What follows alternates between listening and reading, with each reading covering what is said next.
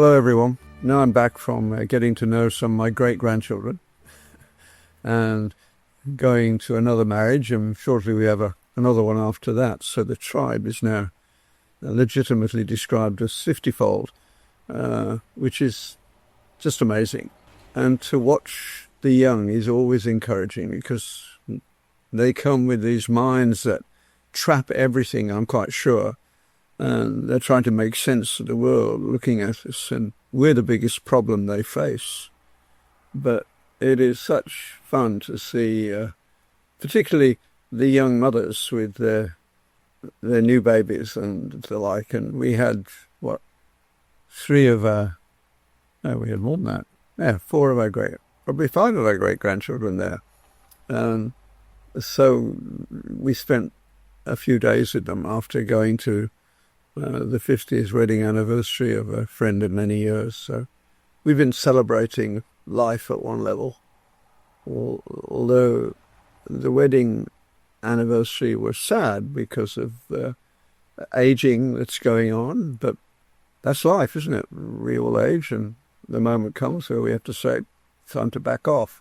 So I came back thinking whether it was time for me to back up, and of course the first thing that arrived was an email asking me to do more and saying, I've listened for N years, please keep going. So I will keep going as long as things like that come along, because the kingdom doesn't grow by thousands, does it? It grows one by one, as little things that are given to God are given back with interest. And what's been interesting to me this week, apart from thinking about the family and being grateful about that, is, as usual, literacy, because it's becoming more and more important, particularly the nature of literacy for us.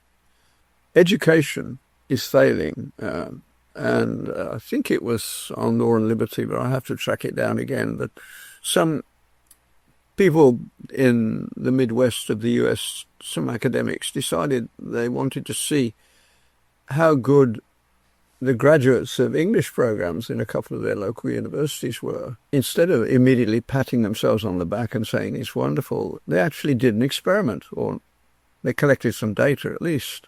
Tom Sowell would be pleased. So they talked about, I think it was 85 recent graduates from English program in 2 universities in the Midwest. Now what they did was they gave them the first paragraph or so of Bleak House by Charles Dickens, and then they tested them for whether they were reading and able to interpret the text, which presumably is what should be a possibility, in fact a requirement for a degree in English. They failed miserably. Absolutely astonishing, because of course Dickens didn't write the most difficult English because he was paid by the word. I don't think Bleak House is in that category, though. Most of what he wrote was paid by the word, so he liked short words and clean sentences.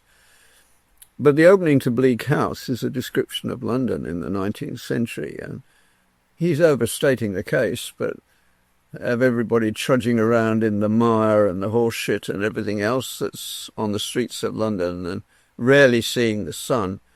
Even the horses, as he says, are splashed up to their eyes, and people are slipping and sliding at every corner, grey and miserable. But what he's after, he's clearly, by the end he gets to the darkest part of London, was right at the heart of the legal system. So he was using the metaphor of just how bad the weather was. We say, yeah, but it's nothing compared to what's going on in the legal system. These graduates just couldn't hack the paragraph and how it was put together. Why? There wasn't a great discussion of that, but I'm quite convinced that it's exactly what was predicted by Eliot, who I quote ad nauseum and will do so until we wake up. Where's the wisdom we've lost in knowledge? Where's the knowledge we've lost in information? People are reading a lot, but mainly it's how to do things. And of course they're also discovering, well, actually I prefer to watch YouTube showing me how to do it. So, and they call that reading too. Now, YouTube is superb. I mean, you can find out how to put any device in your home, take it to pieces at least. Putting it together is more difficult. We'll see, but what it certainly isn't is literature in the old sense. These words shall be upon your heart, and you shall teach them to your children diligently. Why? So that they may be wise. And the beginning of wisdom is the fear of the Lord, says the Old Testament. And what we're facing, and you see it in our politics throughout the world, is people are being Darwinian in their approach to ethics. I came across a professor of ethics saying, ethics doesn't teach you how to be good. Quite right. Learning ethics in the traditional way may turn you into an amateur ethicist and may even give you a job, but it won't make you ethical. So what does? We all want our children to be good, honest citizens. But to do that, we need to think about what the fundamental requirements are. And it's not as though it's rocket science. Anybody who has been brought up in the church and has had the Bible in their life as early as they can remember, they don't have any problem with this. That's why the people you know who are most trustworthy, in that sense, most ethical, couldn't define what ethics are in most cases because they're humble folk. But they're humble folk who love the Lord.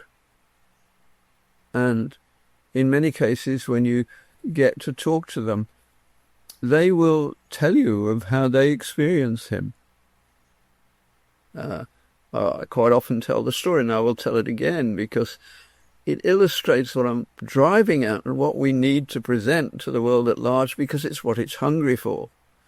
The little Brethren assembly in which I grew up, one of the regular visitors was the brother of one of the older sisters. He was a gardener from Devonshire, one of the most beautiful counties in England, and very definitely agrarian. And if you haven't been to a Brethren morning service, they are allegedly unstructured, although in practice quite structured. That doesn't matter. There is open opportunity for the men to speak. They don't allow the women to speak. And themes do emerge. Sometimes it's all too predictable, but every now and again there will be a Sunday morning which is quite different. And this was one such, because Uncle Ern, as I called him, listened to this morning service in which there were multiple readings and hymns. And then he got up to speak very briefly.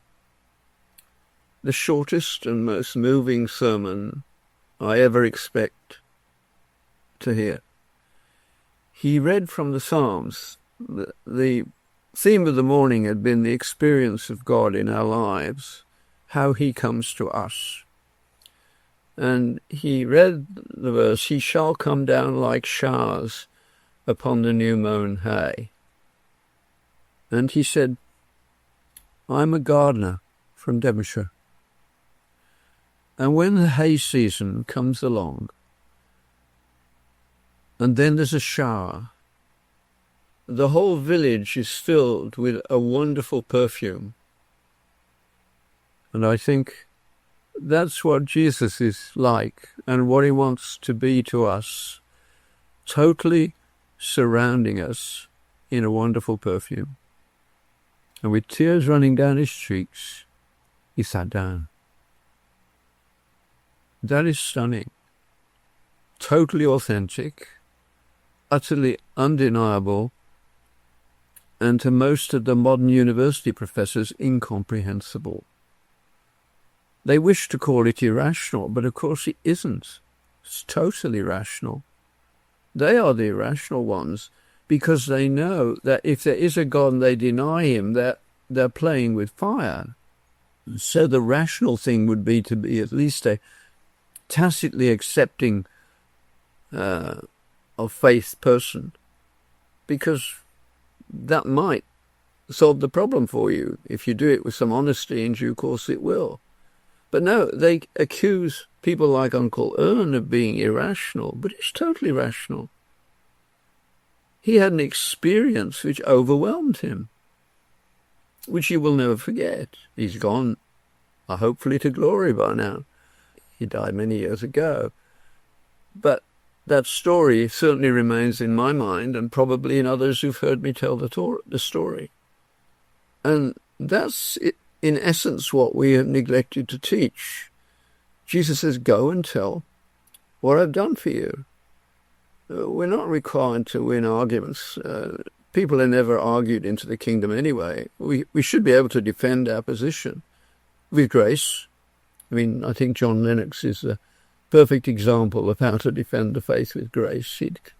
He does it with charm, a wonderful gift. We grew up in somewhat similar backgrounds, and certainly we both had parents who wanted us to achieve as much as we were capable of. Although in my case, they had no significant education in book form, but they were wise. So how do we set about bringing this back to life? The first and most important thing, I think, is that we must learn to speak honestly. And that is not easy. I mean, every now and again I feel the urge to read a whole book of the Bible, more or less, in a very short period, so I can get the tenor of the whole again. And Hebrews came into my mind. And so I've been reading it. I find it quite disconcerting in some ways. Here's an example. See how you relate to it. The writer, we do not know who he is, but he's writing and says, my holy brothers. Wow, what a phrase. Holiness is a word that troubles me a lot. When I see it, there are a few people I've met during my life who breathe something of the holiness of God in their lives, and you can see it as being with God made the face of Moses shine. To a very small degree, you meet that again in unlikely places. But I would never dream of calling myself holy, because I'm not. And I suppose most of us are not. And most of the time Paul said he was not. When he wrote in Romans 7, he wasn't talking about something that happened far in the past. He says, the good that I really want to do every day, I screw up time and time again. The evil that I wish to avoid, it takes me over time and time again. Who shall deliver me from this body of flesh? And then he goes on and says, thanks be to God, through Jesus Christ our Lord. And in that following chapter 8, I often misquote it to see whether people are taking note when I ask questions about why were epistles written. And I then quote this, I say, Paul says, if you put to death the deeds of the flesh, you will live.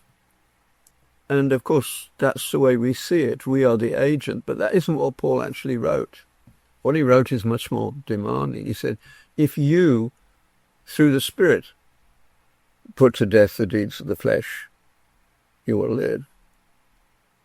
Oh my goodness.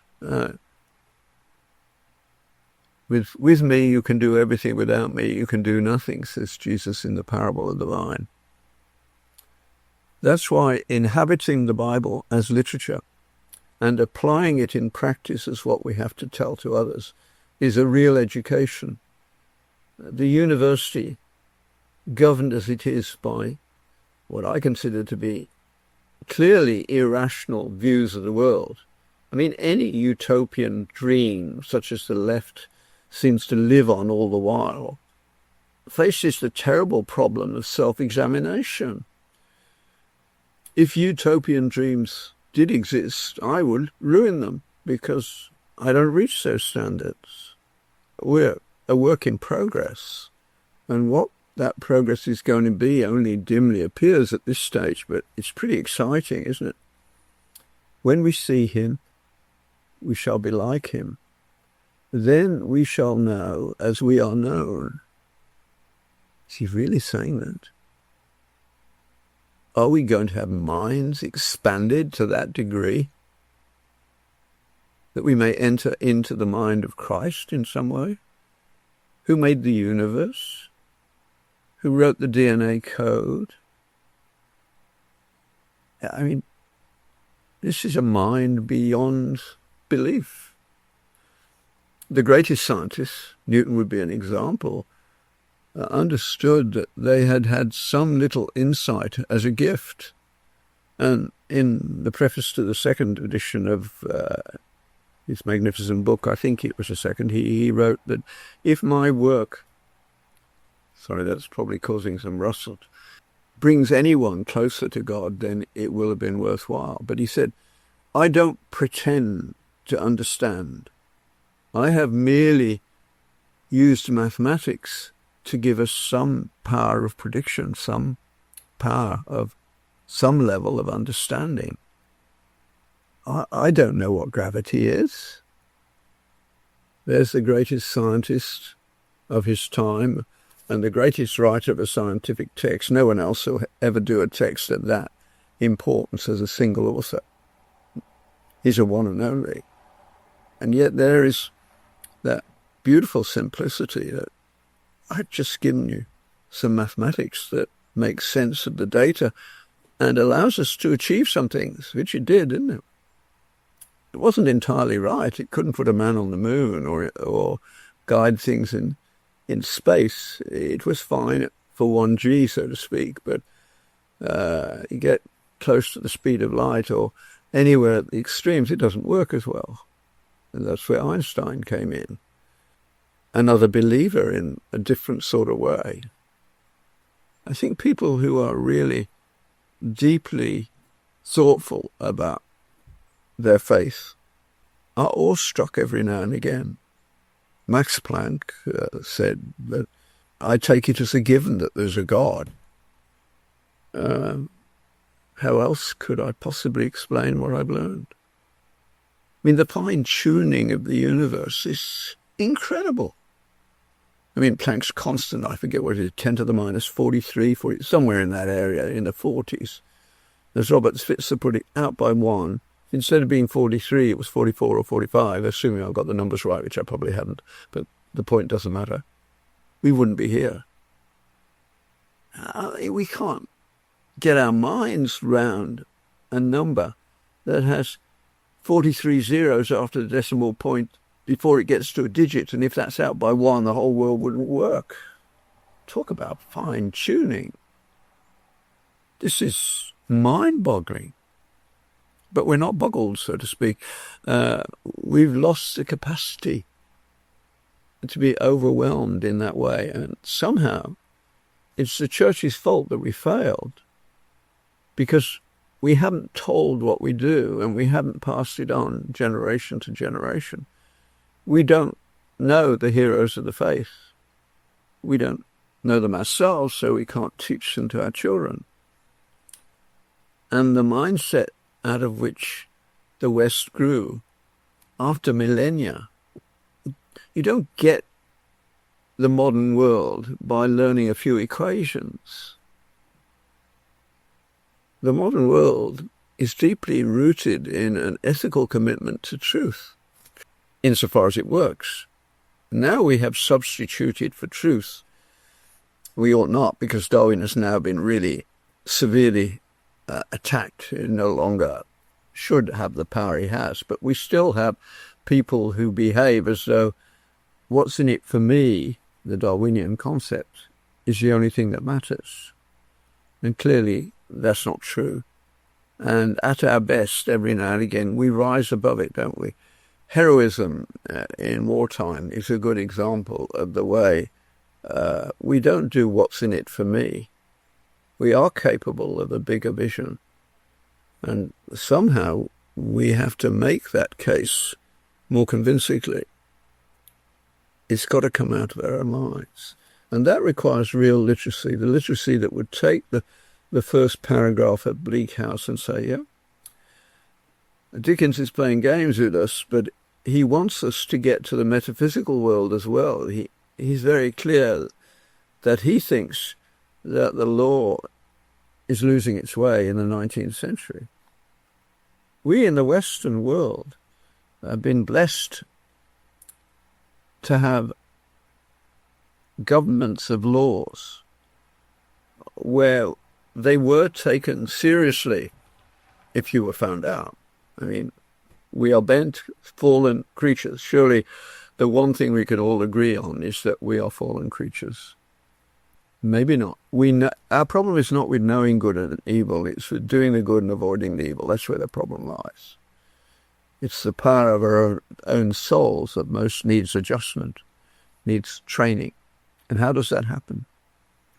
Well, God in his wisdom appears not to be in a hurry. However old you want to put the beginning of the human race, to me the date is not important. To some of you, with particular ways of reading the scripture, it will be, but we can leave that on one side for the moment. What does emerge from Genesis 1 is that the word is there right from the beginning. And God says, the tree of the knowledge of good and evil, it's not for you yet. The best way forward would have been for a longer apprenticeship in Eden, so to speak, but we wrecked it. So the start of the human experience is, having been very close to God, they separated themselves by disobedience, by sin. That's the basic narrative, and it seems to me no one's come up with a better explanation of the incredible variety of good and evil that we meet every day. They are real categories. Children are born with the capacity to know that difference, which no animal has. Animals are truly Darwinian in the sense that they're looking for survival by food and shelter and reproduction. That's what drives them. But the first thing that my great-grandchildren are going to say that's philosophical will be some version of not fair, because that's what almost every child comes up with as the first notion that the world is what it is. Lewis in Mere Christianity says good and evil as the clue to the meaning of the universe, being the title of the first chapter of Mere Christianity. And this feeds back into the background of today's talk. In perusing some more stuff on how illiterate we're becoming, I had an email from a friend who was a professor at Virginia Tech. He emails me most weeks, and he'll probably email me about this talk. He's one of the best critics I have. I'm very grateful to him and very fond of him, although we did meet. I didn't know I was meeting him at the time, and we haven't met yet. At some point we must. But he wrote to me this week and reminded me of just how difficult it is to find places where your soul can be fed. When he retired from Virginia Tech, he moved to be near his grandchildren. And as he says, we've been to all the churches for 25 miles around and not found what we're looking for. They go and find stuff online by great preachers that are helpful, but it should be in community. He said, we tried multiple churches. In each case, I asked the pastor, is anybody in this church trying to read serious Christian literature? And the answer's been invariably no. In one church, said, there's one woman who's interested in those sorts of things. So he went to talk to her. And he asked her, well, what do you talk about mere Christianity to other people? It's beautifully written. She said, it's too difficult for me. What do you mean, too difficult for you? That's terrifying. Although Lewis himself, in a little book called God in the Dock, discusses this question. He said when he became a Christian, then he was asked during the Second World War to give some talks on the third program in Britain. And that's where Mere Christianity came from, a series of broadcast talks. So they had to, each chapter had to be defined for the length of time BBC wanted. But it had a good following. And during the war, he was asked this, as part of his contribution, if you like, to the war effort, he did start talking to the troops. And he started with the RAF. And he said they were intelligent and quick, but they could not believe the biblical concepts. The army, he found, were even further down the scale, and he didn't really know how to engage them. That was in the 1940s. He saw what was coming, and he did what he could during his lifetime to push back. And I mean, Lewis's books are probably in every evangelical church and probably every Catholic church in North America. But they're not widely understood, and they're not read with care. We have a reading group in our church, but only a few will come back regularly because reading is not part of their lives, apparently.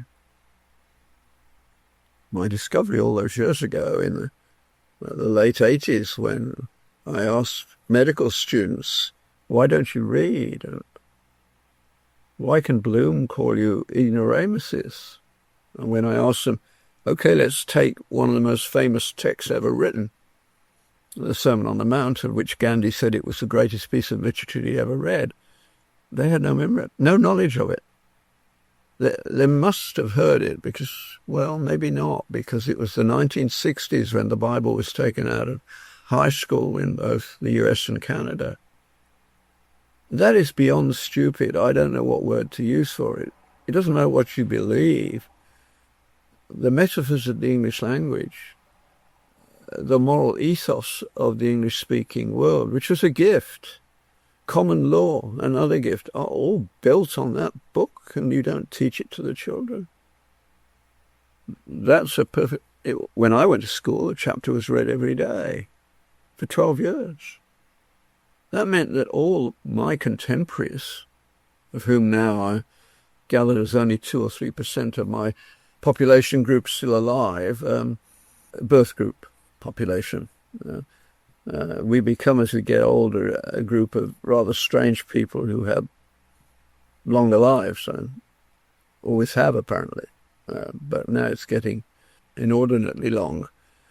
But at least for the world of the English-speaking nations, until 1960, the only book that ordinary people had a prolonged exposure to was the Bible. Do you think that explains why working-class people to this day still have very, very simple and basic but correct understandings of what matters most? It's the educated who got it wrong. One of our educated friends, talking about the troubles in England, said, we are a very tolerant people. And my response, of course, yeah, that's precisely the problem. The Bible, from the beginning, makes it extremely clear that it is legitimate intolerance which will preserve you as a nation, as a family. What makes a place reliable is what you can rely on not being done. So you can rewrite the 10 Commandments as the 10 divine intolerances, and you should talk about them that way. And God says at the beginning, I am the Lord your God who brought you out of Egypt. He doesn't give any basis for giving these laws straight out, rules that you have to keep. He just says, look what I've done for you. Now, do this. It doesn't give any illustrative background, anything to make it more acceptable other than look at your history. More than enough, of course. I am the Lord your God who brought you out of Egypt. Quite a history. But then each of those laws is what God will not tolerate. If you do not keep these laws, then you will lose your way. If you will keep them, if you will be utterly intolerant of theft, adultery, covetousness, violence, if you'll be utterly intolerant of those, then what you'll produce is a stable society. That will be the gifts that you get. And to the extent that things have succeeded, they do best when those laws are deeply enrooted, encrusted, more than encrusted. No, they're inside, not outside. So encrusted is a bad metaphor. They are deeply rooted in the life of the people who mattered most. I use regularly, and would still do so, to show the film A Man for All Seasons to students. And if you haven't watched it, you should. There's two versions. I prefer the earlier one with Paul Scofield, but they're both good, and you'll find them easily enough. And it's the story of Thomas More's battle with Henry VIII over political power and what the king could legitimately ask him to do and what he couldn't do. And it's a wonderful movie, all about this issue. And the ending, of course, I won't spoil it for you if you haven't already watched it. Those of you who know how it ends can remind yourself of it at the moment. And if you can't, it's a good reason to watch it again. But Thomas More would not bend because he feared God in the very best way. And so he's a stellar light in the darkness of the corrupt Henry VIII. That's what it should be like. Look round and ask yourself the question, how many people can I trust in my life? And of course the people you trust are the people who have these legitimate intolerances. They're not going to lie to you. You may get upset, and of course how you actually speak the truth is an art form in itself, but you shouldn't lie for anyone. Peter Kraft argues, and I think I can take his point then, that there is a small escape clause. When the Germans were looking for Jews, the Dutch and the other companies, the other groups that resisted them, did lie about their knowledge, because Peter Kraft's point is that they had no right to that knowledge because they were going to abuse it. That's casuistry in one way, but I think perfectly correct. We will not speak. We will not answer that question. Even if you kill me, I'm not going to say anything. Because what you're doing is wrong.